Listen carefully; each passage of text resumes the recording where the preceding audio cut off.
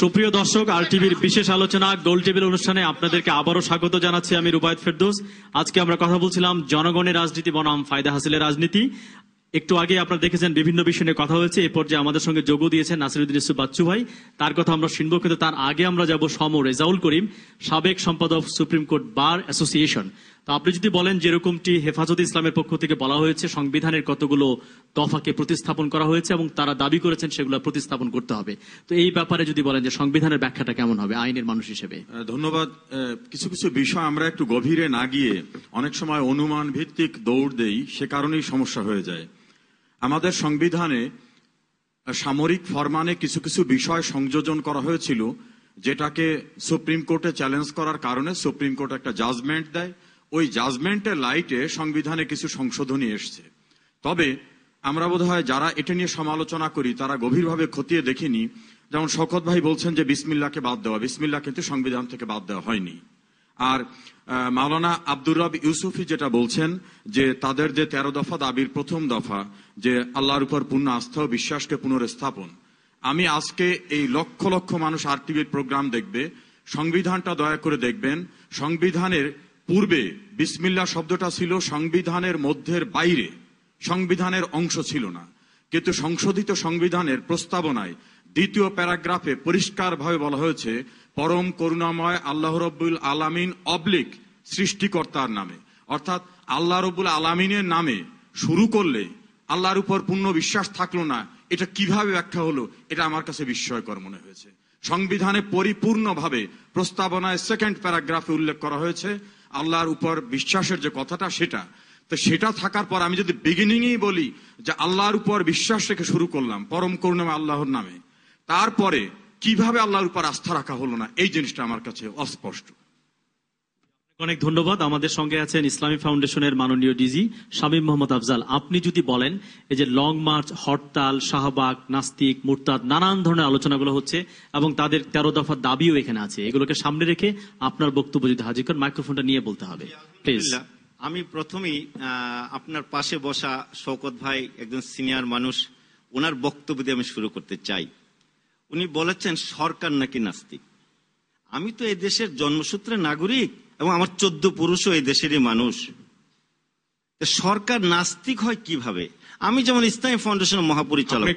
ভুল করেছেন, আমি বলেছি যে আলেম সমাজ আজকের সমাবেশে ঘোষণা করেছে যে এটা নাস্তিকের সরকার। আমি সরাসরি বলিনি। কথা কিন্তু আপনি যখন নাকি আরেকজনের রেফারেন্সও বলছেন, আপনি একজন সচেতন মানুষ, সেই জন্য আমি আপনাকে দিয়ে বলছি, আমি 30 বছর জজুতি করে ইসলামী ফাউন্ডেশনের মহাপরিচালক হিসেবে আপনি কিন্তু আরেকটা কথা বলেছেন। তারপরে সে বলছি এখানে প্রশ্নটা হলো, দেখুন আমার ইসলামী ফাউন্ডেশন একটা প্রতিষ্ঠান যেটা জাতির জনক বঙ্গবন্ধু করে গিয়েছেন এবং ইসলামের প্রচার প্রসারের জন্য, এবং ওনার এই 3.5 বছর কর্মময় জীবনে দেখা গেছে যে তাবলিগ জামাতের জন্য টঙ্গীর জায়গাটাকে উনি অনুমোদন করে গিয়েছেন। তিনি আইন করে মদ জুয়া হাউজিংকে নিষিদ্ধ করেছেন। রেডিও টেলিভিশনে কোরআন শরীফ তেলাওয়াত দেওয়া শুরু করার জন্য উনি নির্দেশ দিয়েছেন এবং সেভাবে বাস্তবায়িত হয়ে আসছে। মাদ্রাসা, আলিয়া মাদ্রাসাকে পুনর্গঠন করেছেন বোর্ডের মাধ্যমে। তাছাড়া উনি রাশিয়াতে তাবলিগ জামাত থেকে উনি দল পাঠিয়েছেন।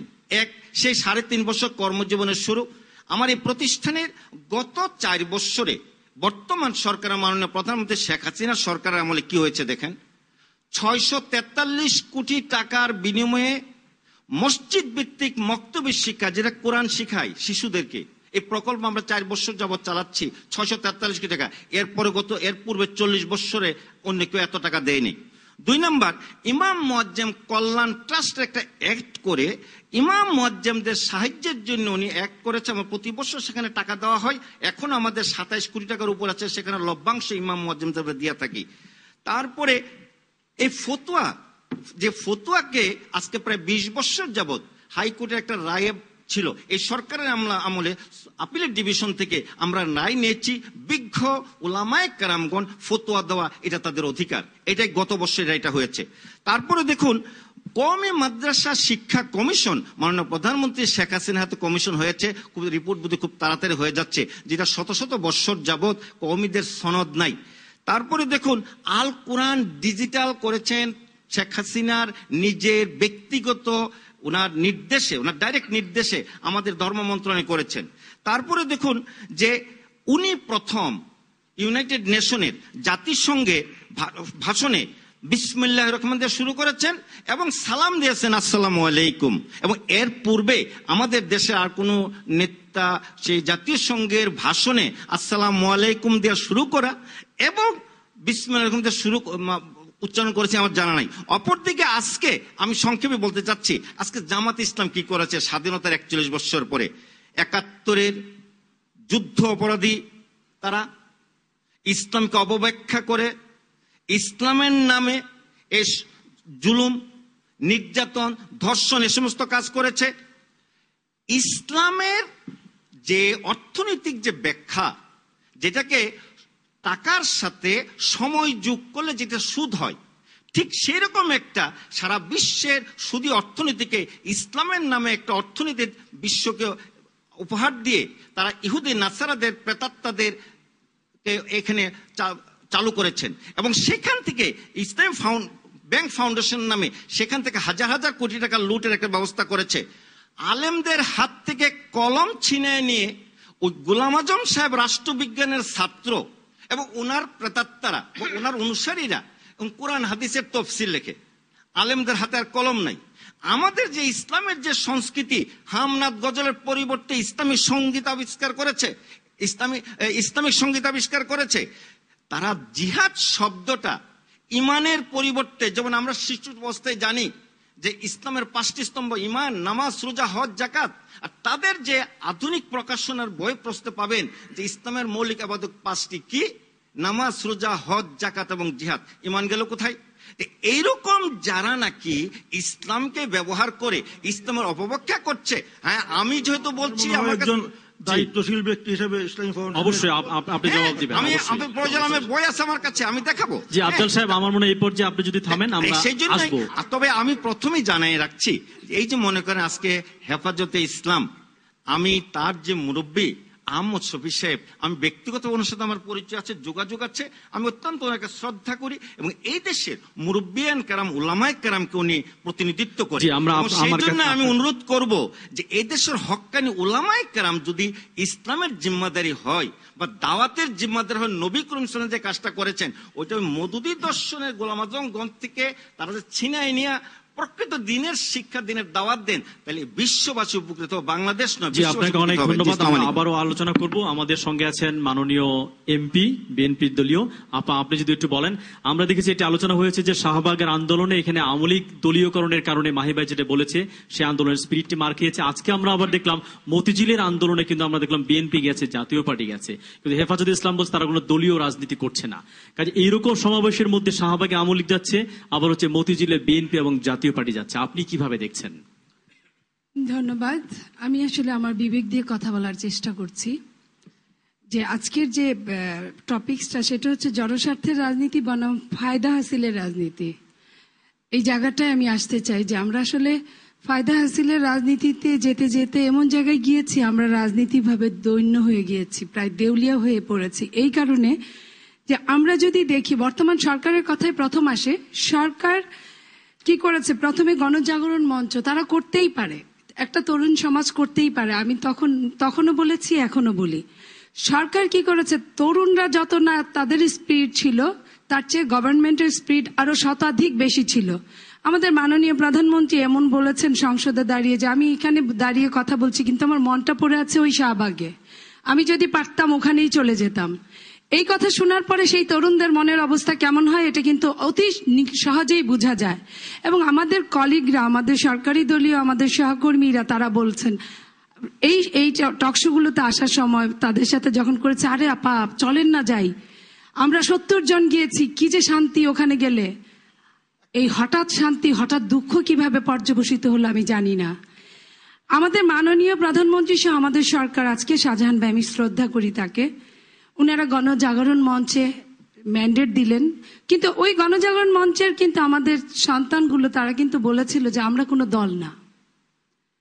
আমি সেইখানে যাচ্ছি, এবং আমি গত আরেকটা আমি আর মাহি ভাই ছিলাম, মাহি ভাই এই কথা বলেছে। প্রথমে যখন আমরা বুঝতে পারিনি আমরা গিয়েছিলাম, আমি এখন আজকে যেটা বললো, তারপরে গভর্নমেন্ট কেন গিয়েছে, এই যে ফায়দা হাসিলের রাজনীতিতে আমি ফিরে আসছি। গভর্নমেন্ট বুঝেছে এখানে কিছু ভোট পাওয়া যাবে। প্রথমে 50,000-এর মতো হলো, 10,000, 20,000 মানুষ, যার বাবা মারা গিয়েছে যুদ্ধে সেও গিয়েছে, যার ভাই মারা গিয়েছে সেও গিয়েছে। প্রথমে বুঝতে পারে নাই, বুঝতে না পেরে যেতে যেতে 2-3 দিন থাকার পরে যখন বুঝেছে টাকা কোত্থেকে আসে, খাওয়া কোত্থেকে আসে, একজনের মিটিং আরেকজন ধাক্কা দিয়ে ফেলে দিয়ে আরেকজন বক্তব্য দিচ্ছে, তখন কিন্তু বুঝতে পেরে যখন দেখছে এটা দলীয়করণ হয়ে যাচ্ছে, তখন কিন্তু ওই অরিজিনাল যারা প্রবলেম ফেস করেছে মুক্তিযুদ্ধের সময় এবং পরবর্তীতে, তারা আবার ব্যাক টু দ্য প্যাভিলিয়ন।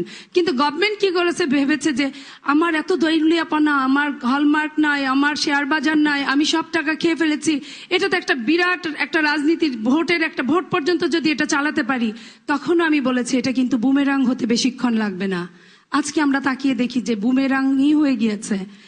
আজকে আমি এই ওখান থেকে এসে যখন এই 6 দফায় আসলো আমাদের শাহবাগের তরুণরা, 6 দফায় আসার পরে যখন গভর্নমেন্ট দেখলো যে জামাত নিষিদ্ধ, প্রথমে বুঝে না বুঝেই তারা লাফালো, বিল নিয়ে আসলো। তারপরে যখন দেখলো যে জামাতের তো 5 থেকে 7% ভোট আছে, এই জামাত নিষিদ্ধ করলে তো এই ভোটগুলো বিএনপি ছাড়া অন্য কাউকে, পৃথিবী উল্টে গেলেও জামাত দিবে না। আর যেই দেখ জামাত এমন একটা দল, ওদের টাকা পয়সার অভাব নাই, কিছুরই অভাব নেই, ওরা ভোট দিবে না। তখন সরকার কি করলো, জামাতের রাজনীতিকে রাখার চেষ্টা করলো। তাতে কি হলো, গণজাগরণ মঞ্চ কিন্তু উল্টে গেল, দাবার পাশা রাতারাতি উল্টে গেল। আমার মনে হয়, আমি আমার ফিলিংস থেকে বলছি, সরকার একদম অন্ধ হয়ে গেল। অন্ধ হয়ে গেলে তারা তাদের জামাতও চাই, গণজাগরণ মঞ্চ চাই, তাদের মুক্তিযুদ্ধও চাই, তাদের রাজাকারও চাই। এবং এই রাজাকার বাঁচতে গিয়ে নিজের রাজাকার গুলাকে তারা সুন্দর করে খাওয়ায় পুষায় মানুষ করা শুরু করলো, আর অন্যের রাজাকার যেটা, তাদেরকে ধরো মারো খাও, এই অবস্থায় গেল। যখন এটা জনগণ যারা সাফারার, তারা যখন বুঝলো সরকারের এই দ্বিচারণ নীতি, তখন তারা কিন্তু বুঝে গেল। পরবর্তীতে কি করলো, যে এই সরকার হেফাজতে ইসলামী যখন রাজীব যদি না চলে যেত, অনেকেই বুঝতোই না ব্লগাররা কি লেখে, কারণ বাংলাদেশের মানুষ কিন্তু ব্লগে কি লেখে অনেকেই জানে না, আমি নিজেও জানি না। আমি অনেকদিন ফেসবুক ইউজ করি, কিন্তু আমি ব্লগাররা কি লিখে আমি জানি না, যেহেতু আমি ওদের মেম্বার না। সো ওইটাও রাজীব মারা যাওয়ার পরে অনেকটা, যখন রাজীবকে বেশি মুক্তিযুদ্ধ সরকার গিয়ে, যে সরকার বিশ্বজিৎ তার ছেলে সারা জীবন নৌকায় ভোট দিয়েছে, শাহজাহান ভাইয়ের এলাকায় বাড়ি, হিন্দু, ও যদি হিন্দু না হতো তাহলে অবশ্যই তাকে জামাতের সদস্য বানিয়ে ফেলতো রাতারাতি। হিন্দু হয়ে বিশ্বজিৎ বেঁচে গিয়েছে, কিন্তু সরকার কিন্তু মরে গিয়েছে। সরকারের দেউলিয়াপানার এমন পর্যায়ে গিয়েছে, বিশ্বজিৎকে খবরও নিল না, রাজীবের কাছে গিয়েছে ওয়েল, আমরা কিন্তু অ্যাপ্রিসিয়েট করি, কিন্তু তাকে কারোর সঙ্গে কথা না বলে যখন তাকে বীরত্বের মর্যাদা দিয়ে দিল, তখন কিন্তু আমি একটু বলছি, কারণ এই কথাটা আপনার কিন্তু প্রশ্নটা খুব ডিফিকাল্ট। তো সেই জায়গায় সরকার কিন্তু আবার আরেকটা ভুল করলো। ওই ভুলে কিন্তু দেখা গেল নাস্তিককে, ব্লগারে কে লিখেছে, আমি বলবো না যে সবাই নাস্তিক, কিন্তু যারা নাস্তিকতার পরিচয়, নাস্তিক হওয়াটা অসুবিধা কিছু নয়, যার যার ধর্ম সেই পালন করবে। কিন্তু কোন ধর্ম সম্পর্কে, আমিও যদি হিন্দু ধর্ম সম্পর্ক নিয়ে বাজে কথা বলি খ্রিস্টানদের নিয়ে, তাহলে আমারও শাস্তি হওয়া উচিত, এবং প্রত্যেকটা মানুষের আরেকটা ধর্মকে শ্রদ্ধা করা উচিত। সেখানে যখন তারা তাদের বাপদাদার ধর্মকে নিয়ে কটাক্ষ করলো, সেইখানে যদি গভর্নমেন্ট যদি ঠিক সময় মতো হস্তক্ষেপ করতো, আজকে এই পর্যন্ত যেত না। আজকে যখন হেফাজতে ইসলামী যখন মঞ্চ দখল করার কথা বললো, সরকার কিন্তু তাদের বললো welcome, you are most welcome, কিন্তু কি করলো, রাতারাতি তারা তাদের বাস, ট্রাক, ট্রেন বন্ধ করে দেয়, এবং শুক্র শনিবারে যখন হরতাল দিল, তারা কিন্তু আমি একটু বলি, শাহবাগীদের কিন্তু বলতে পারতো, এক মিনিটে শেষ করব, তাদের কিন্তু বলতে পারতো যে এই হরতালটা একদিন পরে নেন, আপনারাও করেন, ওরাও করুক একদিন পরে। কারণ আমরা কিন্তু ইতিমধ্যে বুঝে গেছি যে হেফাজতে ইসলামী কিন্তু কোনো মানে অগোছালো কিছু করে নাই। তো সেই জায়গায় সরকারই এগুলো সব তার নিজের মতো করে করছে, এবং আমরা খুবই লজ্জিত। আমি এক লাইনে শেষ করছি, আমরা খুব লজ্জিত। আমাদেরকে কিন্তু হেফাজতে ইসলামী শিখিয়ে গেছে কিভাবে সিস্টেমেটিক কথা বলতে হয়। এটা কিন্তু আজকে আমরা যদি এখনো এই বড় বড় দলগুলো যদি না তলিয়ে দেখি, ভবিষ্যৎ আমাদের জন্য অন্ধকার। দর্শক আছেন ফোনে, আপনি যদি পরিচয় দিয়ে আপনার প্রশ্নটি করেন। জি জি, আসসালামু আলাইকুম। ওয়ালাইকুম আসসালাম।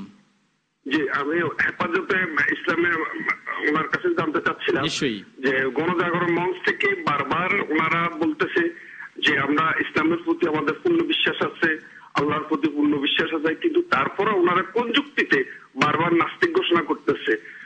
এটা দিকে কোনো জি রাজনৈতিক অবশ্যই এই আছে প্রশ্ন কিনা আমরা শুনবো, কিন্তু তার আগে আমি একটু নাসিরুদ্দিন বাচ্চু ভাই, অনেকগুলো প্রশ্ন কিন্তু এসছে গণজাগরণ মঞ্চ সম্পর্কে। আপনি নিজে একজন মুক্তিযুদ্ধ ছিলেন, ইসলাম এবং মুক্তিযুদ্ধকে যে মুখোমুখি দাঁড় করিয়ে দেওয়ার একটা জায়গা তৈরি হয়েছে, এই প্রশ্নগুলোর উত্তর যদি দিয়ে আপনি শুরু করেন প্লিজ।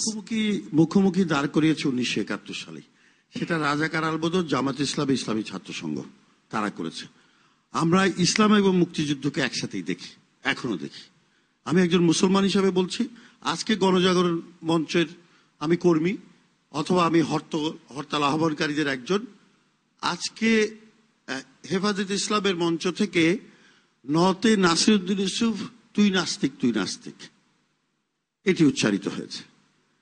আমার কথা হচ্ছে যে আমাদের মৌলানা আব্দুর রব ইউসুফী সাহেব আছেন, নাস্তিক বলার অধিকারটা হেফাজত ইসলামকে কে দিল?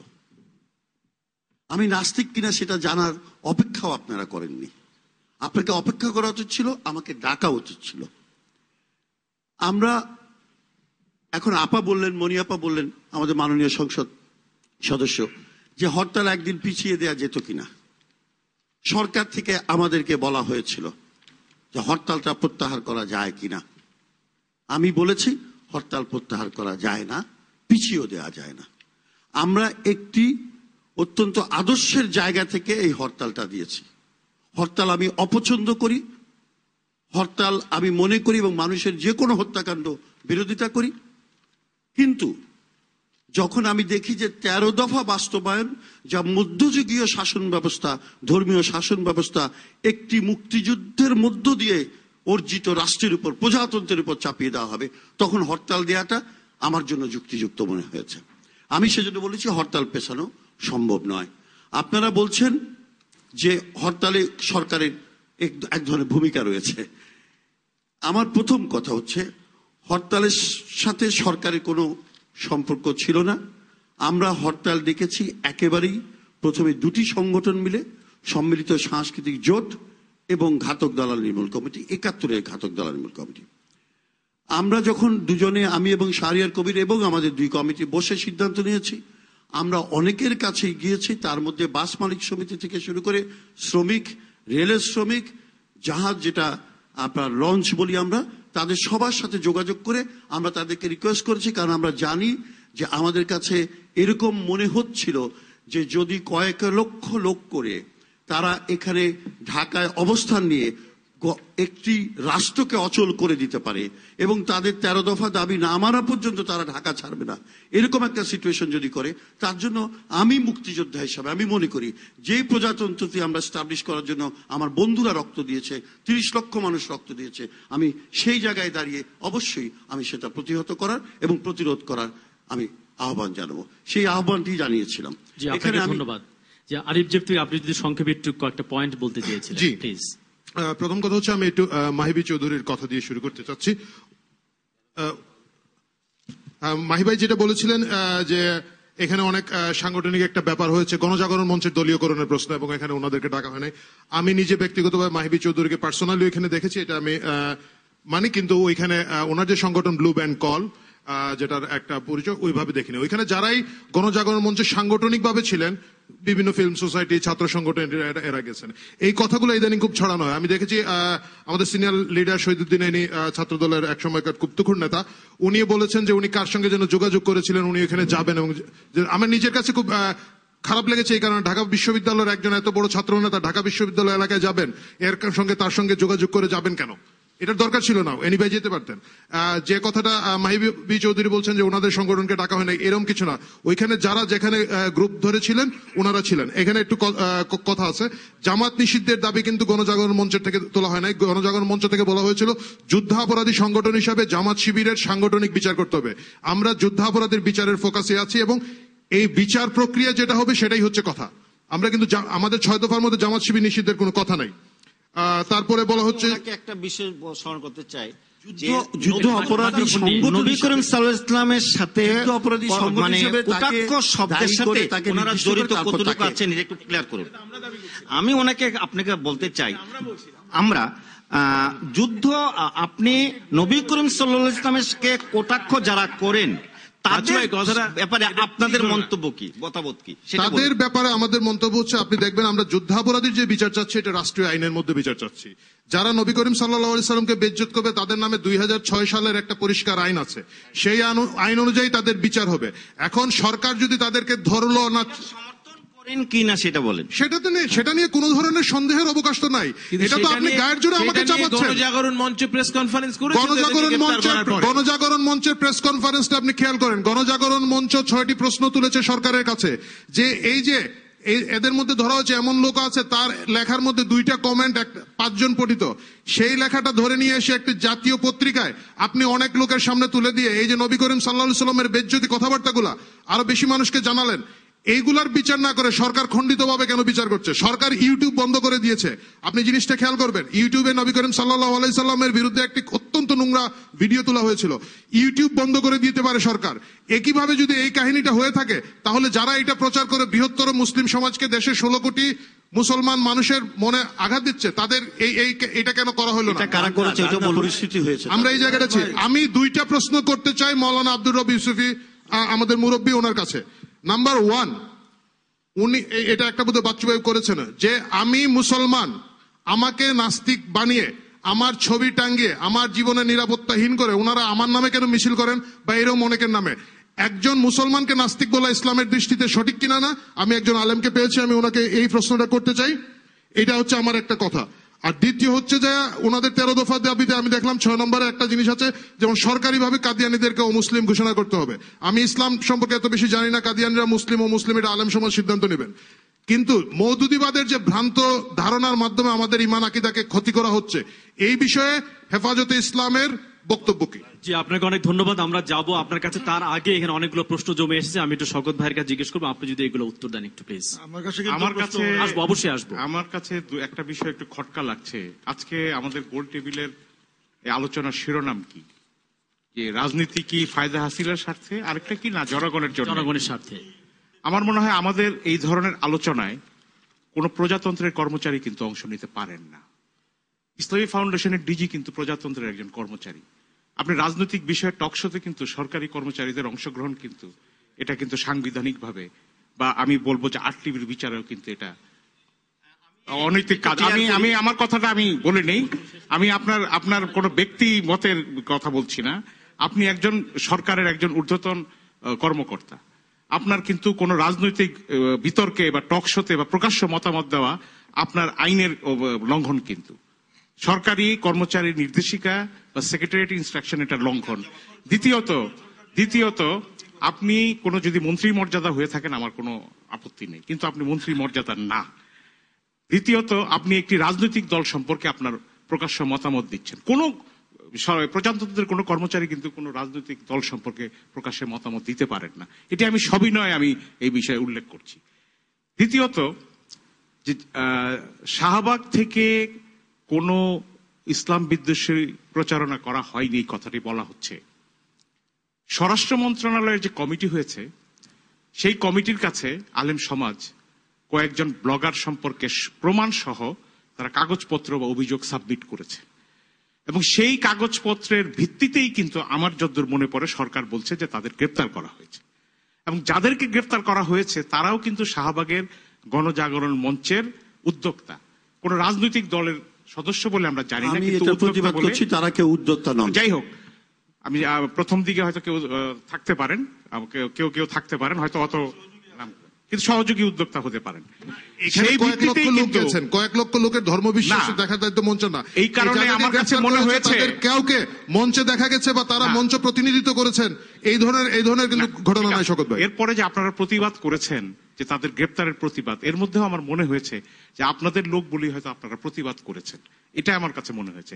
কিন্তু একটি কথা, যে স্বরাষ্ট্র মন্ত্রণালয়ের এই কমিটির কাছে যদি আলেম সমাজ প্রমাণ সহ কোনো অভিযোগ দিয়ে থাকে, আপনারা পাল্টা প্রমাণ দিয়ে কেন ওই কমিটির কাছে হাজির হলেন না যে এইগুলো সত্য নয়, তারা এইগুলো লেখেনি? এই প্রশ্নটাও তো আমাদের কাছে উঠতে পারে। তৃতীয়ত, আমাদের অ্যাডভোকেট রেজাউল ভাই বলেছেন যে বিসমিল্লাহ আছে।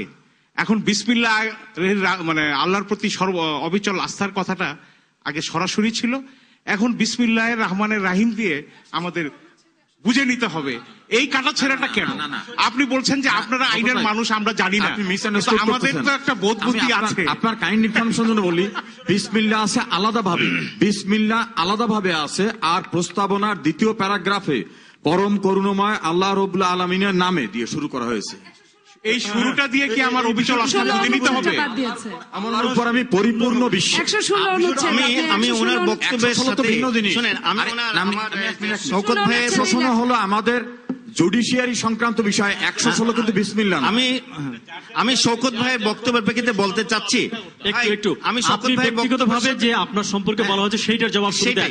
আমি শওকত ভাইয়ের সাথে বলতে চাচ্ছি, ইসলামী ফাউন্ডেশন একটা স্বায়ত্তশাসিত সংস্থা, 1। 2 নাম্বার হলো আমার কাজ হলো শুধু আদম সন্তান, শুধু মুসলমান নয়, পৃথিবীর যে কোনো আদম সন্তানের কাছে কোরআনের বাণী পৌঁছায় দেওয়া, প্রচার প্রসারের কাজ করা। তা আপনি যখন একজন মুসলমান বা একজন আদমের সন্তান, আপনার কাছে যাওয়া আমার দায়িত্ব ফাউন্ডেশন অ্যাক্ট অনুসারে। আমার ফাউন্ডেশন অ্যাক্টে এই গত 35 বৎসরে যারা যারা কাজ করেছে, তাই আমি যে দেশের নাগরিক জন্মসূত্রে, সেই দেশের নাগরিকের যে আপনারা যে বা কেউ যদি কিছু বলে, আমার 35 বছর ইতিহাস থেকে আমি যা দেখেছি, বঙ্গবন্ধু কি করেছেন, আপনারাও কি করেছেন, কি করেছেন, সেগুলো জাতির সামনে তুলে ধরবো। এটা আমার দায়িত্ব। কোরআনের কথা হচ্ছে না, আমি তো এই কথাগুলো তো কোরআনে না। আমার মনে হয় আপনি স্বায়ত্তশাসিত সংস্থার প্রধান বলে আপনি কিন্তু সরকারি আইনের ঊর্ধ্বে নন। আমি স্বায়ত্তশাসিত সংস্থার প্রধানরাও স্বায়ত্তশাসিত সংস্থার আমার দায়িত্ব PIWTC চেয়ারম্যান কখনো জিনিসের প্রচার করা। চেয়ারম্যান কখনো রাজনৈতিক বিতর্ক করতে পারেন, এটা স্বায়ত্তশাসিত সংস্থা। আপনার মাধ্যমে, এই অনুষ্ঠানের মাধ্যমে, এখানে আমি পার্লামেন্টের রাজনৈতিক মঞ্চে চাই নাই, জাতিকে ইসলামের আসলে বিষয়টা ক্লিয়ার হওয়া দরকার। জাতি জানতে চায় আমার ইমামরা ইমামতি করছে বিভিন্ন মসজিদে, তো সেই জন্য আমি তো যাবই। এই কাজের জন্য অনেক ধন্যবাদ। আমি একটু যাব মাওলানা আব্দুর রব ইউসুফি, অনেকগুলো প্রশ্ন এসছে, আপনি যদি এগুলোর জবাব দেন। একটু প্লিজ, আপনি আর বলবেন না প্লিজ, উনি কথা বলবেন। প্রশ্ন আছে, আমার বিরুদ্ধে কিছু অভিযোগ আছে, প্লিজ আপনি বলেন। আমি এই কথাই শুরু করতে চাই যে এদেশে যুদ্ধাপরাধের জন্য আইন হয়েছে, ট্রাইব্যুনাল তৈরি হয়েছে, বিচার হয়েছে, ফাঁসি হয়েছে, যাবজ্জীবন হয়েছে। আলেমরা কোনো কথা বলে নাই, বিরুদ্ধে কোনো অভিযোগ উত্থাপন করে নাই। জামাত শিবির তার প্রতিবাদ করেছে, তারা আন্দোলন সংগ্রাম করেছে, রক্তক্ষয়ী আন্দোলন হয়েছে, আলেমরা কথা বলে নাই। কারণ আলেমরা মনে করে নাই যে যুদ্ধাপরাধ ইস্যুটা নিয়ে আমরা কথা বলি, দেশ তার আইনের গতিতে চলবে, সে আইন অনুযায়ী যা হবার সেটাই হবে। শাহবাগে যখন কাদের মোল্লার যাবজ্জীবন হলো, তার বিরুদ্ধে তার ফাঁসি চাই বলে সেখানে মঞ্চ স্থাপন করা হলো, সেখানে আলিম ওলামা কোনো কথা বলে নাই, তাদেরটা করুক। আমরা কোন কথা বলেছি, যখন রাজীব এবং মহিউদ্দিন, আসিফ মহিউদ্দিন, এই দুইজনের ব্লগের আপত্তিকর বক্তব্যটা পেপার পত্রিকায় আসলো, কারণ আমরা আলেমরা এই জাতীয় ব্লগ টক এগুলি কম দেখি, সুযোগও কম, আমাদের অন্য জগৎ। যখন পত্র পত্রিকায় আসলো, আসার পরে তখন আলেমরা বা ইসলামিক দলগুলো এটার প্রতিবাদ জানালো যে এটা চলতে পারে না।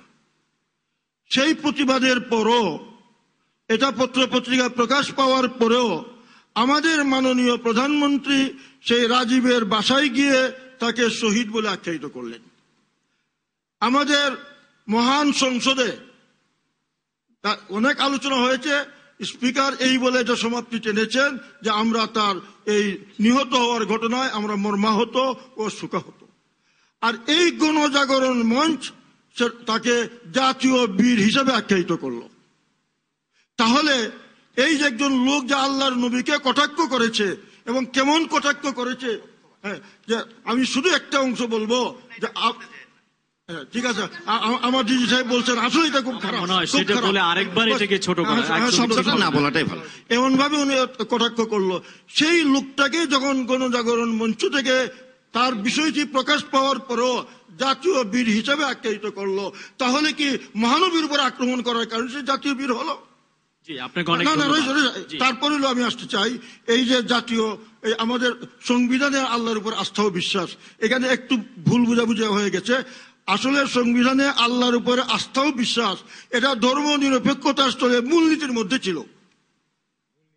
আমাদের সরকার এটাকে মূলনীতি থেকে আউট করে দিয়ে এখানে আবার সেই পুরানা ৭২ সনের আবার ধর্ম নিরপেক্ষতা প্রতিস্থাপন করেছেন। আর বিসমিল্লাহ কখনো সংবিধানের মূলের অন্তর্ভুক্ত ছিল না, প্রস্তাবনার মধ্যে ছিল। আমরা যখন এই ধারা মূলনীতি পরিবর্তন করা হয় আমরা হরতাল দিয়েছি এবং আমি হরতাল ঘোষণা করেছিলাম। আমি ব্যাখ্যায় বলেছিলাম যে বিসমিল্লাহ দিয়ে আল্লাহর উপর আস্থা ও বিশ্বাস এটা ঢাকা যাবে না, কারণ ওটা মূলনীতি। এখন ধর্ম নিরপেক্ষতা মূলনীতি, এটা যখন আদালতে চলে যাবে চ্যালেঞ্জ করবে এই মূলনীতি দিয়ে, তখন এই সংবিধান আর বিসমিল্লাহ থাকবে না, সরকার এটাকে বন্ধ করতে হবে। আরো কিছু প্রশ্ন আমার উপর আছে। আচ্ছা, না একা বলে ফেললে হবে না, আরো অনেক প্যানেলিস্ট, আমি আবার আপনার কাছে আসবো। মাননীয় মন্ত্রী, আপনার কাছে জিজ্ঞেস করবো, আজকে যেরকম মতিঝিলে সমাবেশ থেকে কিন্তু বলা হয়েছে এটি একটা নাস্তিক সরকার, এবং বলা হয়েছে মাননীয় প্রধানমন্ত্রীর নাম ধরে যে তার দুগারে, সেই শব্দটা আমি বললাম না, কিন্তু আপনাদের স্বরাষ্ট্রমন্ত্রী আবার মতিঝিলের সমাবেশকে স্বাগত জানিয়েছেন সুন্দরভাবে শেষ করবার জন্য। তো এইটা যদি একটু বলেন যে স্ববিরোধী জায়গা হচ্ছে কিনা প্লিজ। মাইক্রোফোন। বিষয় আসলে এখানে একটু আমি আপনাকে বলতে চাই, আমরা এই জন্য জানিয়েছি যে ওনাদের সঙ্গে সরকারের একটা চুক্তি ছিল, চুক্তি ঠিক নয়, আসলে একটা সমঝোতা ছিল যে যাতে সুষ্ঠুভাবে শান্তিপূর্ণভাবে তারা এই সমাবেশটা সমাধান করে, সমস্যা শেষ করেন, এবং সেটা ওনারা করেছেন। সেই কারণে আমরা তাদেরকে ধন্যবাদ দিয়েছি। যাক, আপনারা সুন্দরভাবে জামাত ইসলামের মতো বা তাদের পাল্লায় পড়ে ওনারা যে এখানে কোনো নাশকতা করেন নাই, এই জন্য ওনাদেরকে ইয়ে করা হয়েছে, ধন্যবাদ জানানো হয়েছে। কিন্তু প্রশ্নটি হলো, পরিবেশটা আপনার সৃষ্টি করেছিলেন, আল্লাহ আমাদের হেফাজত করেছে। প্রশ্নটি হলো যে কথাটা বলেছেন নাস্তিক এই সরকার, মুরতাদ এই সরকার, আমি মৌলানা রব সাহেবকে জিজ্ঞেস করি নাস্তিক শব্দের অর্থটা কি? আমরা বাংলা যদি বলি যে সৃষ্টিকর্তার উপরে যার বিশ্বাস নাই, আর মুরতাদ উনি বলেছেন ধর্মদ্রোহী। আমি যদি ওনাকে জিজ্ঞেস করি যে জননেত্রী শেখ হাসিনা মাননীয় প্রধানমন্ত্রী, উনি প্রতিদিন আমার জানা মতে 5 ওয়াক্ত নামাজ পড়েন, রোজা রাখেন এবং ধর্মীয় অনুশাসন পালন করেন, উনি সরকার। আমি একজন মন্ত্রী তার সরকারের, আমি 5 ওয়াক্ত নামাজ পড়ি, আমি রোজা করি। আমার বাবা তিনি একজন পরহেজগার ব্যক্তি ছিলেন, মাদারীপুরে মৌলানাদের নেতৃত্ব করতেন, আওয়ামী লীগও করতেন, মৌলানাদের, এবং 3 বার পার্লামেন্টের মেম্বার ছিলেন। এখন তাইলে কি আমিও তাহলে নাস্তিক? আপনি তো আমাকে না, সরকারকে যখন শেখ হাসিনা সরকার নাস্তিক, তার মানে আপনি আমাকে নাস্তিক বলে দিলেন। কে কাকে নাস্তিক বলতে পারে? যে একবার আপনি বলেন, আমার কথাটা যদি মিথ্যা হয়ে থাকে আমি জানি না, যদি যে লা ইলাহা ইল্লাল্লাহু মুহাম্মাদুর রাসূলুল্লাহ পড়েছে একবার এবং বিশ্বাস করেছে, তাকে নাস্তিক আপনি বলতে পারেন কিনা? এক। তারপরে কি বলেছেন মাওলানা জুনায়েদ? তিনি বলেছেন যে মুনাফেক অর্থাৎ দ্বিমুখী। আমি যদি বলি আপনাকে সাক্ষী রেখে, যখন ৭১ টেলিভিশনের কর্মীদের উপরে হামলা হলো চট্টগ্রামে, যখন তাকে সাংবাদিক সম্মেলনে জিজ্ঞেস করা হলো যে আপনারা হামলা করেছেন, উনি বলে দিলেন যে উনি এটা ছাত্রলীগ করেছে। আমার প্রশ্নটি হলো, একজন মাওলানা, উনি যদি এইটা সত্য কথা বলা হলো না, ওনাকে কি বলবেন? আপনি বলেন, মিথ্যুক বলবেন? উনি কি তার মাওলানা, একজন মাওলানা আপনি কি মিথ্যা কথা বলতে পারবেন? অবশ্যই না। তাহলে মাওলানা জুনায়েদ উনি কি করে, আমি আপনাদের সাক্ষী রেখে বলতে চাই, উনি কি করে সেখানে বললেন যে এই সেখানে ছাত্রলীগ করেছে? উনি থাকলে হয়তো এটা উত্তর দিতে পারতেন। তারপরে না, ওনাকে জিজ্ঞেস করবেন আমার তরফ থেকে। যদি মিথ্যা হয়, আমি আপনার মাধ্যমে আমার দর্শক ভাইদের কাছে বলতে চাই, আমি এই জন্য তওবা করব। আর যদি সত্য হয়, তাহলে ওনাকে জনগণের কাছে তওবা করতে হবে যে আমি মিথ্যা বলেছি, সেই জন্য আমি জনগণের কাছে ক্ষমা চাই। আর আজকে কি বলেছেন? মুনাফেক। কাকে? শেখ হাসিনাকে। শেখ হাসিনাকে মুনাফেক বলা আপনি কি করে বললেন? কি করে মুনাফেক বললেন? আমি বুঝলাম না। শেখ হাসিনা আপনাদের সঙ্গে যে কথা দিয়েছে, যে কথাগুলো ডিজি সাহেব এতক্ষণ বললেন, আমি জানি আমার অত্যন্ত প্রিয় ব্যক্তি শওকত মাহমুদ, দল মতের বিষয় না, এটা আমাদের একটা ব্যক্তিগত সম্পর্ক। উনি একটু আহত হবেনই, কারণ সত্য কথাগুলো ওনার মাধ্যমে যখন বেরিয়ে আসতে, তখন উনি একটু আহত হয়ে ওনাকে আক্রমণ করতেই পারেন, সেটা অত্যন্ত স্বাভাবিক। শাহজাহান ভাই আলোচনা করতেছিলেন, আমি সংবিধানের প্রতি শ্রদ্ধাশীল বলি আমি কথাগুলো বলেছি। দাদা, ওনার উৎপত্তি হয় না। শাহজাহান ভাই আমার জাতীয় কর্তব্য পালন সেজন্য করে এখানে হাজির হয়েছে। শাহজাহান ভাই কিন্তু তারপরে অনেকগুলো বিষয় বিষয়টা কথা হলো- বলছিলেন, কিন্তু অনেকগুলি বিষয় আপনারা কিন্তু একটা আমার কথা কাছে বলেছেন, সংশ্লিষ্ট।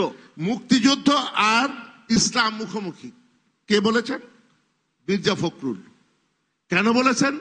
কারণ এই ধর্মকে কাজে লাগিয়ে, এই ধর্মকে নাম করে আপনি এটা সাক্ষী দেবেন, এই ধর্মকে কথা বলে আমার দেশে 30 লক্ষ মানুষকে হত্যা করা হয়েছে কিনা, এই ধর্মের কথা বলে গনিমতের মাল বলে আমার মনি আপার মতো তৎকালীন এই যুবতীদেরকে পাকিস্তান সেনাবাহিনীর হাতে তুলে দেওয়া হয়েছে কিনা, এবং এই কথাগুলো আপনার ইসলামের কথা বলেই তখন এই কথাগুলো বলা হয়েছে। যদি না হয়ে থাকে আপনি তাদেরকে আরেকটা কথা, এটা তো আপনি এখন আপনার একটা- ওয়াইফের কথা বলতে ভাই, পারতেন, ভাই, বাচ্চার তুমি- কথাও বলতে পারতেন, বলতেন আমার প্রিয়- মেয়ের মতো যুবতীদেরকে এই কাজ তৎকালীন করছে, এটা যুবতী- বলতেই পারতেন আপনি। বলেন ভাই, এখন ভাই, যদি ভুল হয় তাহলে জাতি তুমি- শুনছে, আপনি তুমি বলেন যে ক্ষমা আমার করেন। মেয়ের মতো আমার যুবতীদেরকে মনে হয় আপনি কত sorry বলা অত্যাচার উচিত। করেছে বলেন। এটা sorry বলা উচিত, উনি sorry বলেছেন। তৎকালীন যুব আপনি অনেক আমার দুঃখ প্রকাশ মা বোন- করেছেন। তৎকালীন না, না, মা বোনদের মাঝে- বলেছি, ভাই মাঝে- এটা তুমি বাইট করো। আইন সবার জন্য সমান।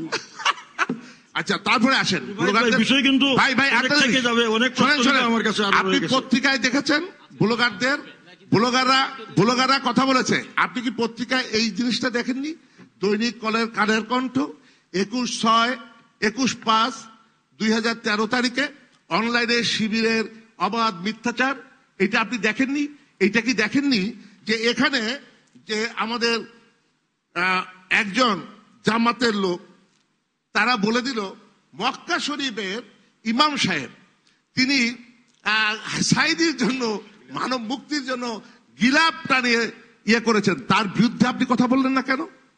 তার বিরুদ্ধে কেন বললেন? আপনার কিছু এই জবাবগুলো আমি আপনাকে ওটা চাই। মানববন্ধন যদি না করছে দেন বললো। তাহলে আমি বুঝবো সেই মানববন্ধনের তার বিরুদ্ধে সে কাবা শরীফকে অপমান করেছে, সে ধর্মকে অপমান করেছে, সে আল্লাহর প্রতি অনাস্থা স্থাপন করেছে, তাকে কেন আপনি নাস্তিক জি, বলবেন? মাননীয় মন্ত্রী মহোদয়, যদি অনেক না ধন্যবাদ। কল্পনা থাকেন আমি একটু তাহলে আমি মাহিবী বলবো চৌধুরীর কাছে যে যাবো। আপনি রাজনৈতিক জি। উদ্দেশ্যে এই কাজগুলো জি, করছেন। অনেক ধন্যবাদ।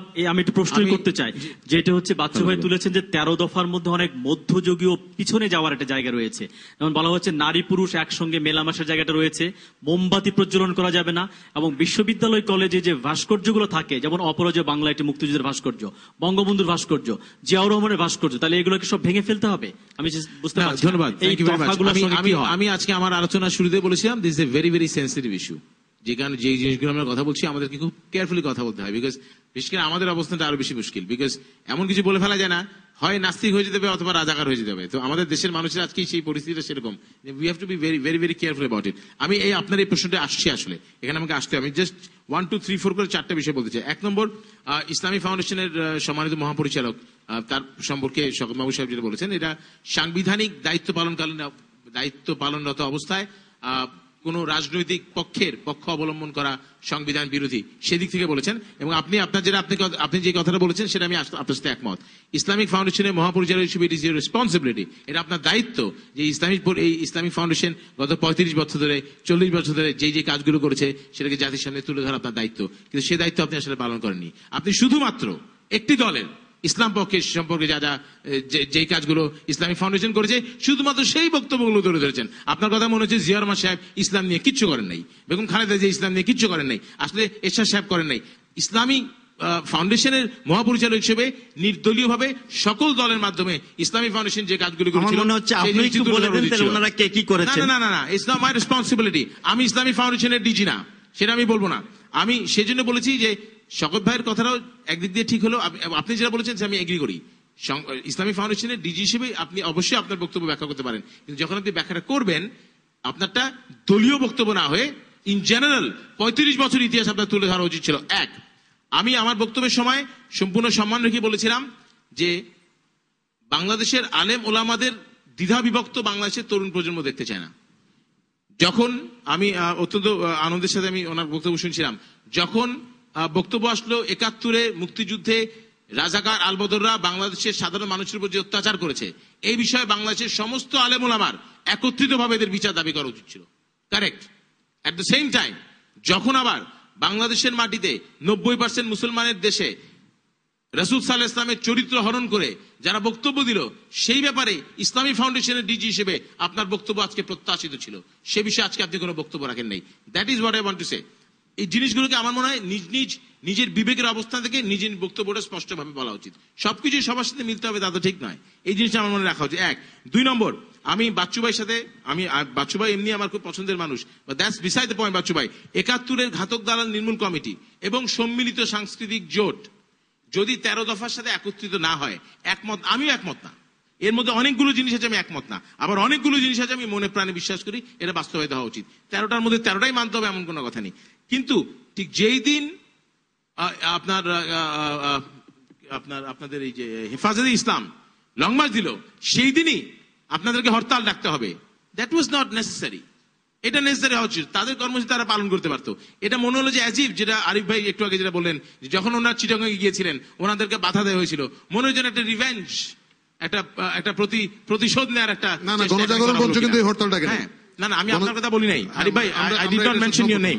আমি বলতে চাচ্ছি ঘাতক দালাল নির্মূল কমিটির একমাত্র কাজ, যে কারণে তারা এখানে কমিটি গঠন করা হয়েছিল, যে 71-এর ঘাতক এবং দালাল যারা বাংলাদেশের সাধারণ মানুষের উপর অত্যাচার করেছিল তাদের বিচার নিশ্চিত করা, তাদেরকে নির্মূল করা।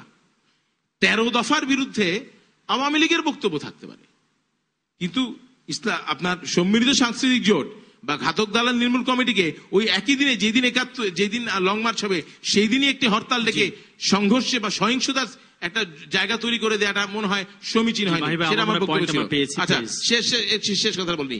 মুনাফেকের বিষয়ে একটি বক্তব্য তুলেছেন মাননীয় মন্ত্রী শাহজাহান খান সাহেব। আমি আসলেই সম্পূর্ণভাবে একমত। যদি কোনো আলেম সাহেব এ ধরনের মিথ্যাচার করে থাকেন, সেটা দায় দায়িত্ব তাকে অবশ্যই গ্রহণ করতে হবে, সেটার অধিকার তার নাই। But at the same time সরকারের মাননীয় প্রধানমন্ত্রী, সারা বাংলাদেশের মানুষের প্রধানমন্ত্রী, তিনি মুখ দিয়ে যে কথা বলবেন, সরকার মুখ দিয়ে যে কথা বলবে, সেটাকে আমরা বিশ্বাস করতে চাই। মাননীয় প্রধানমন্ত্রী এবং সরকারের পক্ষ থেকে স্পষ্টভাবে বলা হয়েছে যে আপনার হেফাজতে ইসলামের লং মার্চের অনুষ্ঠানে কোনো বাধা সৃষ্টি করা হবে না। সেইখানে জায়গায় জায়গায় সরকারি পরিবহন বন্ধ করে, রেল লাইন বন্ধ করে, ট্রেন বন্ধ করে, নৌকা আপনার ফেরি বন্ধ করে, বিআরটিসি বাস বন্ধ করে, এটা কি মুনাফিকির পর্যায়ে পড়ে কিনা সেই বিবেচনা অবশ্যই আপনাদেরকে করতে হবে। ধন্যবাদ। জি মাহি ভাইকে অনেক ধন্যবাদ। আমি যাবো একটা আপার কাছে যাবো। হেফাজতে ইসলামের আজকে যে মতিঝিলের মঞ্চ থেকে একটা বলে নারী নেতৃত্ব সম্পর্কে, তাদের নারী নেতৃত্ব হারাম, তো আপনি তো নারী নেতৃত্বের একটা অংশের মধ্যেই পড়েন এবং বিএনপি সেটা কিন্তু সংহতি জানিয়েছে, কিভাবে দেখবেন? উপস্থাপন করা হচ্ছে রুবাই ভাই, আমাদের এই আজকে মতিঝিল থেকে বক্তব্য দেওয়া হয়েছে। দফা বলিনি, বক্তৃতা বলেছি না মাওলানা সাহেব, এটা বক্তব্য বলা হয়েছে। এবং নারী পুরুষ একসঙ্গে কাজ করতে পারবে না, সেটাও এখান থেকে বলা হয়েছে। আর লিখিত দুটো এক জিনিস না, আমি প্রথমেই বলি না। আমি শেষ করি। সবচেয়ে গার্লস গাইড বা স্কাউটে প্রথম 1000 লোকের যদি একটা লাইন থাকে, ওরা কিন্তু সবচেয়ে সিস্টেমেটিক। প্রথম জনকে যদি জিজ্ঞেস করা হয় কি দিয়ে খেয়েছো, ডিম দিয়ে, শেষের জন্য গিয়ে কিন্তু মুরগি হয়ে যায়। তো আমি সেই হিসেবে বলছি, আজকে যারা এখানে মুসলিম উলামারা এসেছিলেন, তাদের ছেলে মেয়েরাও কিন্তু হাজার হাজার লাখ লাখ মেয়ে কিন্তু ঢাকা বিশ্ববিদ্যালয় সহ বিশ্বের অনেক বিশ্ববিদ্যালয়ে পড়ে, এবং তারা অনেক, কারণ এরা কিন্তু কেউ ওরকম না, কট্টর না, তারা কিন্তু ধর্মপ্রাণ মুসলিম। আর এই যে শর্তের কথা, নারী নেত্রী নিয়ে যারা, যদি তেনারা যদি সিরিয়াস হয়, আমরা কিন্তু তখন সিরিয়াস হব। আর বিএনপি কিন্তু তার সব 13টা পয়েন্ট নিয়ে কিন্তু বিএনপি তাদের সাথে একত্রতা ঘোষণা করে নাই, যেটা আমাদের শওকত ভাই বলেছেন যে কি নিয়ে বিএনপি একত্রতা ঘোষণা করেছে। আর একটা জিনিস মাহি ভাইয়ের সাথে আমিও একমত যে চাওয়ার সময় কিন্তু মানুষ অনেকগুলো জিনিসই চান, কিন্তু দেওয়ার সময় প্রথম 2-3টা হলেই কিন্তু যারা 6 দফা চেয়েছেন 6 দফাই পুক্ত না হলে তারা ঘরে ফিরবেন না, এটাও যেমন ঠিক না। যারা 13 দফা চেয়েছেন, আপনি তো বলতেই দিলেন 13 দফা চেয়েছেন, এটাও ঠিক না। বাচ্চু ভাই যদি একটু বলেন। প্রথমত হচ্ছে আলেম সমাজ 71 সালে দ্বিধা বিভক্ত, তার পরবর্তী পর্যায়ে দ্বিধা বিভক্ত, 75-এর বঙ্গবন্ধু হত্যার পরেও দ্বিধা বিভক্ত, এটা আমরা দেখে আসছি। আর 2 নম্বর হচ্ছে যে হরতাল জনগণ পালন করেছে স্বতঃস্ফূর্তভাবে, একটি ইট ছোড়া হয়নি। আমি মাহির জন্য বলতে চাই, কোনো বোমা মারা হয়নি, আমাদের কোনো কিছু করতে হয়নি। আমরা রাস্তায় ছিলাম গত রাত থেকে, সন্ধ্যা থেকে আজকে সন্ধ্যা পর্যন্ত। বাকিটা সরকারই করে দিয়েছে, সরকারের করতে হয়নি। শাহজাহান ভাই এখানে উপস্থিত আছেন, শাহজাহান ভাইয়ের সাথে আমার কোনো যোগাযোগ হয়েছে কিনা, সরকারের কোনো লোকের সাথে কোনো যোগাযোগ হয়েছে কিনা, টেলিফোন অথবা কোনো জায়গায় পাবেন না। এটি সম্পূর্ণভাবে জনগণের স্বতঃস্ফূর্ত প্রতিরোধ। কেননা এই আলেমী সমাজের নামে হেফাজতে ইসলাম যেই বাংলাদেশে বিপর্যয় ডেকে আনছিল, বাংলাদেশকে সেই বিপর্যয় থেকে রক্ষা করার জন্য হরতাল দিয়েছে, শান্তির জন্য হরতাল। জি বাচ্চু ভাই ধন্যবাদ। আপনি যদি বলেন যে বিপর্যয়ের জন্য এই আসলে লং মার্চ এবং মহাসমাবেশ। হ্যাঁ, বিষয়টা দেখেন, প্রথম আমি এই যে ডিজি সাহেবের একটা বক্তব্যকে আমি বলবো যে উনি গভর্নমেন্টের বিরুদ্ধে উনি একটা অভিযোগ নিয়ে এসেছেন। সেটা হলো উনি বলেছেন যে আমরা ফতোয়াকে আমাদের এই সরকারের আমলে এসে আমরা আদালতের মাধ্যমে জায়েজ করে দিয়েছি। এটা বোঝা গেল আদালতের উপরে এই সরকারের ক্ষমতা চলে, এটা উনি প্রমাণ করেছেন। এটা সরকারের বিরুদ্ধে ওনার বক্তব্য। আচ্ছা, হ্যাঁ, এরপরে হলো মাওলানা সাহেব, আমি যে প্রশ্নগুলো করছি আচ্ছা, আপনাকে সহযোগিতা করলাম আমি। আমি আপনাদের এই সভা সম্পর্কে সবাই কিছু বক্তব্য সম্পর্কে আমরা এই যে প্রশ্নগুলো আমি করেছি, আমাকে দয়া করে একটু জবাব দেন। আমাকে সিরিয়াল অনুযায়ী আসতে হবে, অনেক প্রশ্ন আমার হাতে আছে, যদি সময়গুলো সবগুলি দিব ইনশাআল্লাহ। হ্যাঁ, যেগুলো আমার সংশ্লিষ্ট চলবে আজকে সারা রাত, আপনি দিতে থাকেন। এই যে আরেকটা বিষয় আছে গণজাগরণ মঞ্চে, ওনারা বলছেন যে আমরা তো ইসলামের বিরুদ্ধে নই। একটা তো আমি আগে দেখালাম যে রাজীবকে জাতীয় বীর ঘোষণা করা হয়েছে। আরেকটি বিষয় হলো ওনারা 6 দফা দাবি সম্বলিত একটা স্মারকলিপি দিয়েছিলেন স্পিকারের কাছে। সেখানে একটা ছিল ধর্মীয় রাজনীতি নিষিদ্ধকরণ। কাজেই যেখানে আপনারা ধর্মীয় রাজনীতি নিষিদ্ধ চাচ্ছেন, সেখানে ধর্মীয় দলগুলো আপনাকে সেখানে গিয়ে পায়ে ঘি মালিশ করবে, এটা আপনারা আশা করেন কি করে? যেখানে আমার নবীকে আঘাতকারী, আমার নবীর উপরে চরমভাবে আঘাতকারীকে যেখানে আপনারা জাতীয় বীর করলেন, ধর্মীয় রাজনীতি নিষিদ্ধ দাবি করলেন, এরপর সারা দেশের মুসলমানদের মধ্যে অন্তরে কি খুব সৃষ্টি হয়েছে।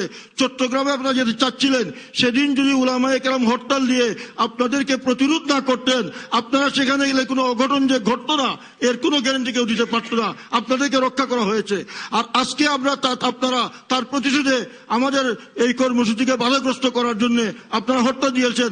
আমরা দেখিয়ে দিয়েছি জনগণ আপনাদের সাথে না আমাদের সাথে। জি, অনেক ধন্যবাদ।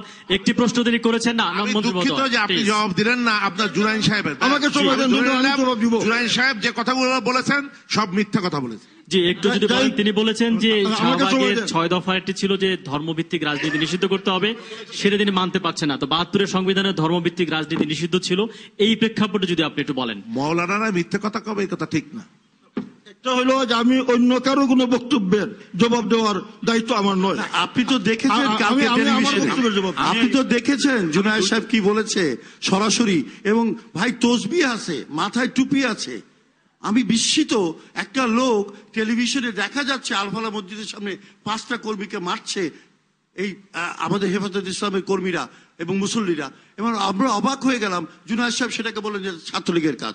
কোথায় ছাত্রলীগ? আপনারা সব জায়গায় বলবেন আওয়ামী লীগ ছাত্রলীগের সমর্থকরা আজকে কোথাও আমাদের কর্মীদের উপরে আক্রমণ করে নাই? আপনি এই কথাটা বলতে পারবেন? একেবারে কোথাও 71 টেলিভিশন চ্যানেলের যে 71 এই যে ভাই সাহেব ফরিদপুরে 71 চট্টগ্রামের টেলিভিশনের চ্যানেলের কর্মীদের উপরে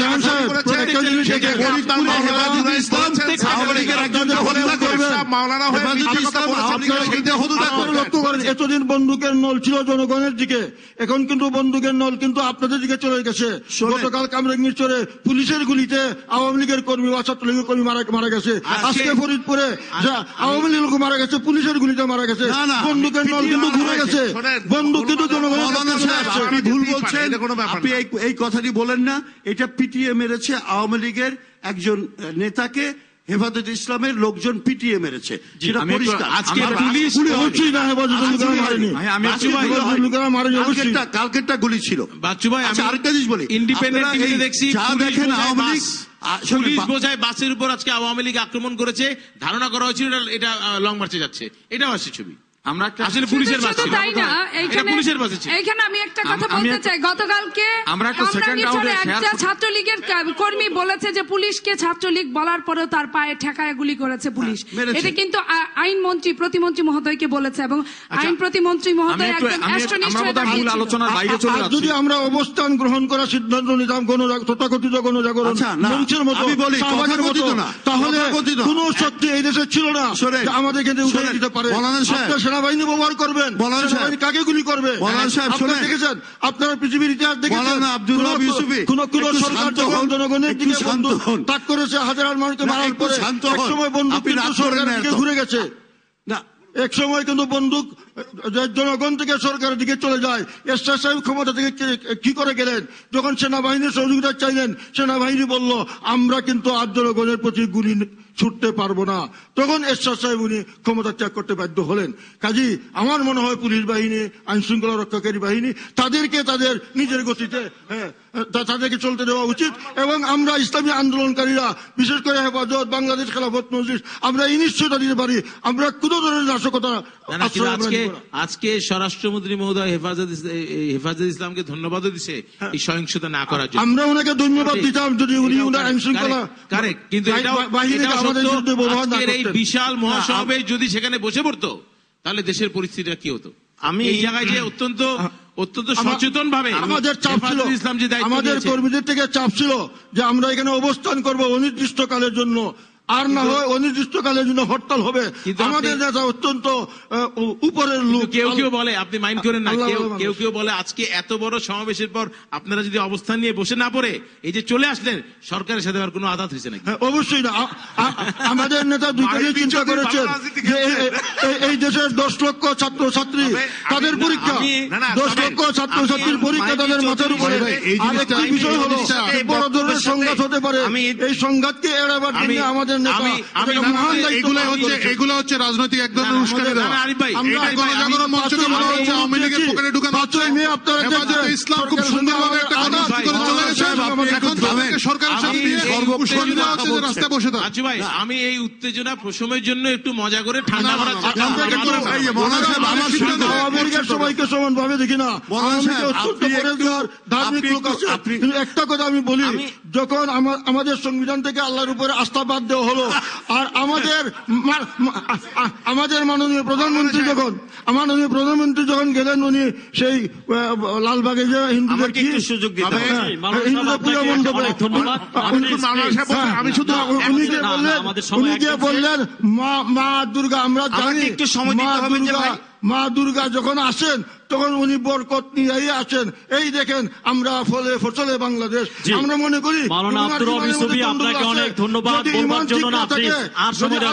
পূর্ণ আস্থা না থাকে, মা দুর্গার প্রতি আস্থা থাকে, নামাজ পড়লে, রোজা রাখলে, হজ করলে, জাকাত দিলে, ঘুমটা দিলে, তসবিহ হাতে নিলে কোনোটাই কবুল হবে না। আগে ঈমান ঠিক করতে হবে। অনেক ঈমান আছে, আমাদের অনেক ভালো ঈমান আছে। আপনাদের ঠিক নাই। যারা হক্কানি ওলামায়ে কেরাম, এই দেশের যারা হক্কানি ওলামায়ে কেরাম, যারা কোরআন পড়েন, আপনাকে সময় দেওয়া যাবে না, আমাদের সর্বশেষ 2 মিনিট সময় আছে। প্লিজ বিনীত অনুরোধ, আর কেউ কিছু বলবেন না প্লিজ। আমি একটা অনুষ্ঠানের কতগুলো নিয়ম আছে। সেকেন্ড রাউন্ডে কথা বলার ডিজি সাহেবকে আমি বলতে চাই, মাননীয় সাহেব প্লিজ, এটা কিন্তু ঠিক হচ্ছে না। আপনি কিন্তু সবার সময় নিয়ে নিচ্ছেন, এটা কিন্তু ঠিক হচ্ছে না। প্লিজ, আমি একজন সঞ্চালক, এইটুকু সম্মান রাখেন। আমি সবাইকে সময়, আপনি সবচেয়ে বেশি আল্লাহ মানা করছে। এই সবশেষে আমি একটু সমর রেজাউল করিমকে জিজ্ঞেস করবো, বাচ্চু ভাই প্লিজ, সমর রেজাউল করিমকে জিজ্ঞেস করবো, যেটা আসছে প্রশ্নটা ধর্ম এবং রাজনীতির ব্যাপারটা এসছে, এবং ধর্মভিত্তিক রাজনীতি দল নিষিদ্ধ ছিল। খুব সংক্ষেপে যদি আপনি বলেন। সংক্ষেপে, আপনার গেস্টরা একাধিকবার বলছেন আমরা তো সেকেন্ড রাউন্ডে সুযোগ পাচ্ছি না। মাওলানা আব্দুর রব ইউসুফি আছেন, আমার একটা জিনিস তার খুব ভালো লাগছে, কিছু কিছু প্রশ্ন শাহজাহান ভাই করছেন, নাসিরউদ্দিন ইউসুফ করছেন, আপনি ভূমিকায় যান, আপনার সময় 1 মিনিট, সেই প্রশ্নের উনি সঠিক জবাবটা ওনার অবস্থান থেকে দেওয়া সম্ভব হয়নি। প্রথম কথা হলো, মদিনা সনদে কি কোনো রাষ্ট্রধর্ম ছিল? রাসূল করিম সাল্লাল্লাহু আলাইহি সাল্লামের চাচাকে শেষ পর্যন্ত ধর্ম গ্রহণ করতে, ইসলাম গ্রহণ করতে বাধ্য করা যায়নি। তার অর্থ নয় রাসূল তাকে হেফাজত করেননি। তার অর্থ এই নয় যে মদিনায় সেখানে যারা অন্য ধর্মাবলম্বী ছিল তাদের নিরাপদ আশ্রয় ছিল না। 1972 সনের সংবিধানে সকল মানুষের জন্য একটা ব্যবস্থা রাখা হয়েছিল। সেখানে কথাটা কিন্তু ছিল রাষ্ট্র সকলের, ধর্ম যার যার। আমি যদি সংবিধানে আপনার কথা অনুযায়ী বলি, ইউসুফ সাহেব, সংবিধানে আমি সবকিছু নিলাম, সংবিধান নামাজ পড়ে না। আমি যদি মনে প্রাণে আল্লাহ রসুলের উপর বিশ্বাস রেখে ঈমান না রাখি, আপনি যদি হক্কানি আলেম হিসাবে বাইরের আপনার বাহ্যিক দৃষ্টি হলে আপনি রাখলেন না, শুধুমাত্র কনস্টিটিউশনে লিখলেই কি সবকিছু হয়ে যাবে? এবং সেটার যতটুকু চেঞ্জ হয়েছে সর্বোচ্চ আদালতের রায়ে। আর একটা কথা বলছেন যে আদালতের রায় দিয়ে ফতোয়া, বিষয়টা বোধহয় ভুল ধারণা হলো। সেটা হলো ফতোয়া দিয়ে যত্রতত্র আইনের পরিপন্থী কাজ করা যাবে কিনা একটা রায় হয়েছিল হাইকোর্টে।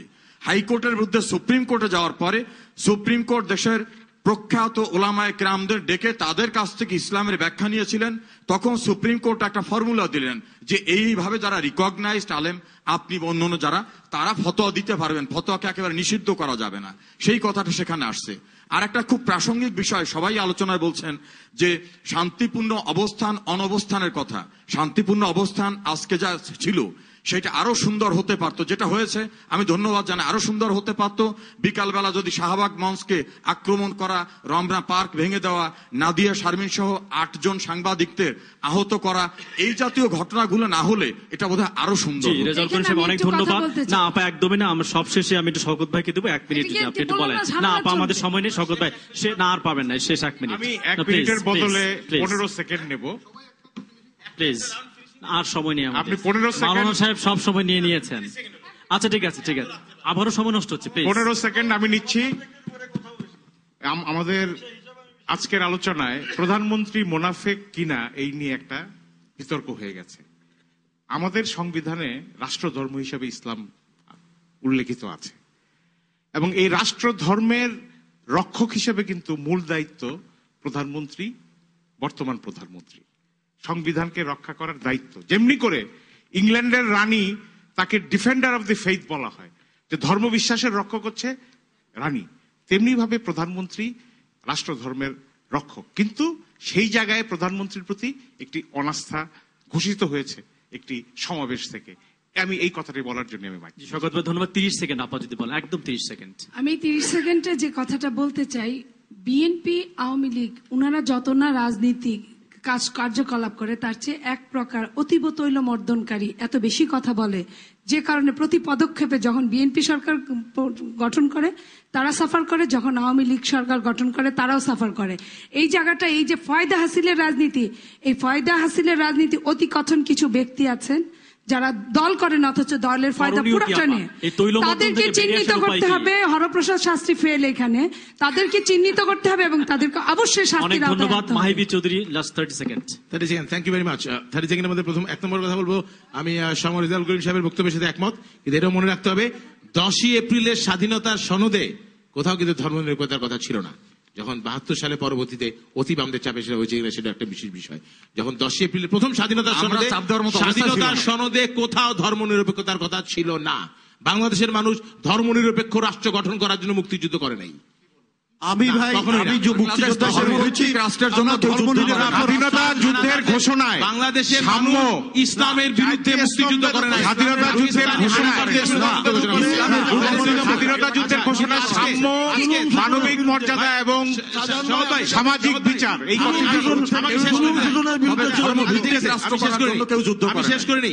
আমি শেষ করে নেই। Okay, I want to see as a representative of the younger generation, তরুণ প্রজন্মের মানুষ হিসেবে আমি একটা জায়গায় একটা ঐক্যমত দেখতে চাই, সবার মধ্যে ঐক্যমত দেখতে চাই 3টা জায়গায়। 1 নম্বর, সকল ধরনের প্রভাবমুক্ত পরিবেশে যুদ্ধ অপরাধীদের সর্বোচ্চ শাস্তি নিশ্চিত বিষয়ে বাংলাদেশের সমস্ত মানুষের মধ্যে, আলেম ওলামাদের মধ্যে, রাজনৈতিক দলের মধ্যে একটু ঐক্য দেখতে চাই। 2 নম্বর, 90% মুসলমানের দেশে, মুসলমানের বাংলাদেশে রাসূল পাক সাল্লাল্লাহু আলাইহি ওয়াসাল্লামকে নিয়ে যারা কটূক্তি করবে, অবজ্ঞা করবে, যারা অপমান করে বক্তব্য করবে, তাদেরকে অবশ্যই সর্বোচ্চ শাস্তির আওতায় আনতে হবে। এই বিষয়েও আমি সকল আলেম ওলামাদের মধ্যে ঐক্য দেখতে চাই। এখানে রাজনীতিকে অনেক কোনো দ্বিমত দেখছে না। এবং 3 নম্বর, বাংলাদেশে গণতন্ত্র নিশ্চিত করার লক্ষ্যে দয়া করে আওয়ামী লীগের সেই আন্দোলনের ফসল হিসেবে আবারও তত্ত্বাবধায়ক নির্দলীয় সরকারের মাধ্যমে নির্বাচন এনে গণতন্ত্রকে দীর্ঘায়িত করার ঐক্যমত দেখতে চাই। আমি প্রথমে বলবো যে মুক্তিযুদ্ধ ধর্মনিরপেক্ষ, গণতন্ত্র, সমাজতন্ত্র এবং বাঙালি জাতীয়তাবাদের ভিত্তিতে হয়েছিল। বাংলার হিন্দু, বাংলার মুসলিম, বাংলার বৌদ্ধ, বাংলার খ্রিস্টান, আমরা সবাই বাঙালি, এটি ছিল মূল স্লোগান। আরেকটি ছিল জয় বাংলা। এ ব্যাপারে কোন রকম কারো সন্দেহ থাকলে আমি দুঃখিত। স্বাধীনতার সনদ বড় কথা নয়, না না না, আমার কথা হচ্ছে যে আমি খুব পরিষ্কার ভাবে বলতে চাই, বাংলাদেশের মানুষ 1000 বছরের সংস্কৃতিতে যে অসাম্প্রদায়িক চেতনা আছে সকল মানুষের মধ্যে, আমাদের আলেমে মাশায়েখ থেকে শুরু করে সাধারণ মানুষ সবার মাঝখানে আছে, সেই আলোকেই যুদ্ধটা হয়েছিল, সেটি ধর্ম। ধন্যবাদ। আরিফ জেপ্তিক, আপনি যদি সংক্ষেপে। আমি খুব সংক্ষেপে কথা বলছি। আমার প্রথম কথাই হচ্ছে, আমরা আবার আগের কথায় যাব, যে গণজাগরণ মঞ্চের মূল ফোকাস হচ্ছে স্বাধীনতা বিরোধীদের সুষ্ঠু বিচার নিশ্চিত করা। আমরা হাক্কানি আলেম ওলামাদেরকে আপনাদের মাধ্যমে অনুরোধ করব, আবেদন জানাবো যে আমাদেরকে যেন কখনোই কোনো অবস্থাতে ওনারা প্রতিপক্ষ না ভাবেন। আমরা এই বিষয়ে কোনো বক্তব্য নাই। আমরা এটা হচ্ছে এক। দ্বিতীয় হচ্ছে যে জিনিসটা এসেছে যে এখানে শওকত মাহমুদ ভাইও আগে বলেছিলেন বা আরো কথা এসেছে যে যারা আমি এক কথা, নবী করিম সাল্লাল্লাহু আলাইহি সাল্লামের বিরুদ্ধে আইনগত কথা বলবে, তাদের আইনগত ব্যবস্থা হবে। এই আইনগত ব্যবস্থা হোক। সঙ্গে আমি একটা আবেদন জানাই সবাইকে, এইটার সুযোগ নিয়ে যারা বিভিন্ন সময় সরকার বিরোধী লেখালেখি করেছেন, আমরা দেখতে পাচ্ছি তাদের অনেকের নাম এটার মধ্যে চলে যাচ্ছে বা যাইতে পারে, এই জিনিসগুলো যাতে একটু সচেতন এবং অনেক ধন্যবাদ। সবশেষ মাননীয় মন্ত্রী মহোদয় বলে আমরা শেষ করবো। 30 সেকেন্ড না, আপনারা সময় নেই। না, কথা ছিল প্লিজ আজকে না, মাননীয় মন্ত্রী মহোদয় বলার মধ্যে শেষ করবো আমরা। আমি বলতে চাই যে আমাদের প্রিয় নবী হযরত মুহাম্মদ সাল্লাল্লাহু আলাইহি সাল্লাম তিনি হাদিসের এক জায়গায় পড়েছিলাম, সেটা হলো তিনি বলেছেন যে সংখ্যালঘুদের উপরে আক্রমণ করে সে আমাকেও আঘাত করে। তিনি আরো এই কথা বলেছিলেন, হাদিস শরীফে আছে যে যে সংখ্যালঘুদেরকে অত্যাচার করে নির্যাতন করে আমি কিয়ামতের মাঠে তার পক্ষে সুপারিশ করব না, এইভাবে। সুতরাং আমার কথাটা হলো, ভাই আপনি একটু মাইকটা রাখেন দয়া করে। তাইলে আমি একটু যদি আপনাকে জিজ্ঞেস করি যে আপনারা আজকের এই মাঠ থেকে এই জিনিসটা কেন বলা হলো না যে যারা হিন্দুদের বাড়ি, বৌদ্ধদের বাড়ি ভাঙচুর, মন্দির ভাঙচুর, তাদের বাড়িঘর পোড়ানো, এগুলা আপনারা বললেন না। আপনারা, আমি মাহিব বি চৌধুরীকে বলবো, বিশ্বজিতের কথা বলেছেন কিন্তু ড্রাইভার পুড়িয়ে মারলো, আর 10 জন পুলিশকে হত্যা করলো কুপিয়ে, 5 জন ড্রাইভার মারলো, এই কথা আপনারা বললেন না। পতাকা পোড়ালো, বাঙালি জাতি যে পতাকা 30 লক্ষ মানুষের রক্তের বিনিময়ে অর্জন করেছে, যে শহীদ মিনার আমরা এখনো আজকে শ্রদ্ধার সঙ্গে সেই শহীদ মিনারে যাই, সেই শহীদ মিনার ভাঙচুর হলো, সেই কথা আপনারা বললেন না। পবিত্র আমাদের যে মসজিদ বাইতুল মোকাররমের মসজিদের মধ্যে যে জায়নামাজ পড়ালো, সেই কথাও কিন্তু হেফাজতে ইসলাম থেকে বলা হলো না। যাই হোক, আমি আশা করি হেফাজতে ইসলাম, আপনারা ইসলামকে হেফাজত আল্লাহ করবেন, কিন্তু আমরা উসিলা মাত্র, আল্লাহর রাইট, আমাদের মাধ্যমে আল্লাহ হেফাজত করবেন। তবে যে কথাগুলো দিদি সাহেব বলেছেন, আমি মনে করি আমাদের এই যুগে, আমাদের এই সময়, আমাদের প্রিয় নেতা জননেত্রী শেখ হাসিনা মাননীয় প্রধানমন্ত্রী, তার মাধ্যমে এটা হবে। এবং আপনাদেরকে আমরা আহ্বান জানাবো, আসুন কোন ধরনের এই জামাত ইসলাম আর রাজাকারদের পাল্লায় না পড়ে দয়া করে আপনারা কথা বলুন, আলোচনা করুন, অনেক সমস্যার সমাধান হয়ে যাবে। সবাইকে ধন্যবাদ। জি, অনেক ধন্যবাদ। প্রিয় দর্শক, আপনারা অনেকক্ষণ আমাদের সঙ্গে ছিলেন। এই গুরুত্বপূর্ণ বিষয়ে আমরা অনেক কথা বললাম। এই গোল টেবিল অনুষ্ঠান আমরা এখানে শেষ করবো। আগামীতে অন্য কোনো গুরুত্বপূর্ণ বিষয়ে আবারও আপনাদের সঙ্গে আমাদের দেখা হবে। ততক্ষণ ভালো থাকুন, নিরাপদে থাকুন। এই অনুষ্ঠানটি পুনঃপ্রচার হবে সকাল 8টায়। আশা করি সেই অনুষ্ঠানও আপনারা দেখবেন। সবাইকে শুভেচ্ছা।